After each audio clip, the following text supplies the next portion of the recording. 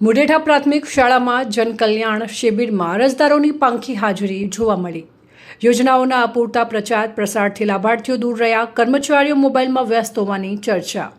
કેન્દ્ર અને રાજ્ય સરકારની વિવિધ જનકલ્યાણકારી યોજનાઓનો લાભ છેવાડાના જરૂરિયાતમંદ લોકો સુધી પહોંચાડવાના હેતુથી ડીસા તાલુકાના મુઢેઠા ગામની પ્રાથમિક શાળામાં જનકલ્યાણ શિબિરનું આયોજન કરવામાં આવ્યું હતું। જોકે સરકારના મહત્વાકાંક્ષી કાર્યક્રમમાં અપેક્ષા કરતાં તદ્દન વિપરીત ચિત્ર જોવા મળ્યું હતું। આ શિબિરમાં ડીસા તાલુકા વિકાસ અધિકારી સહિત વિવિધ સરકારી વિભાગોના અધિકારીઓ અને કર્મચારીઓ મોટી સંખ્યામાં હાજર રહ્યા હતા।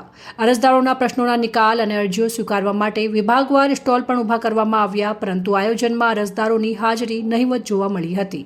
શિબિરના અનેક સ્ટોલ ઉપર અરજદારો કરતાં સરકારી બાબુઓની સંખ્યા વધારે હોય તેવા દ્રશ્યો સર્જાયા હતા। સ્થાનિક લોકોના જણાવ્યા અનુસાર તંત્ર દ્વારા આ શિબિર અંગે પૂરતો અને સમયસર પ્રચાર પ્રસાર કરવામાં આવતો નથી, જેના કારણે સંભવિત લાભાર્થીઓ સુધી માહિતી જ પહોંચી શકી ન હતી।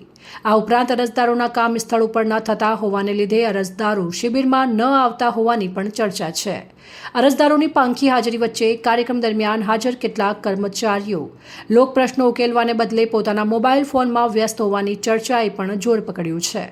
આ વિસ્તારના લોકોની માંગ છે કે ભવિષ્યમાં આવા કાર્યક્રમો સફળ બનાવવા માટે અગાઉથી ગ્રામ્ય સ્તરે વ્યાપક જાગૃતિ અભિયાન ચલાવવું જરૂરી છે। મુઢેઠાની આ શિબિરે સરકારી યોજનાઓના પ્રચારની નબળી કડીઓ ફરી એકવાર ઉજાગર કરી દીધી છે। અહેવાલ સંજય સિંહ રાઠોડ, સંબંધ ભારત ન્યૂઝ, ભીલડી।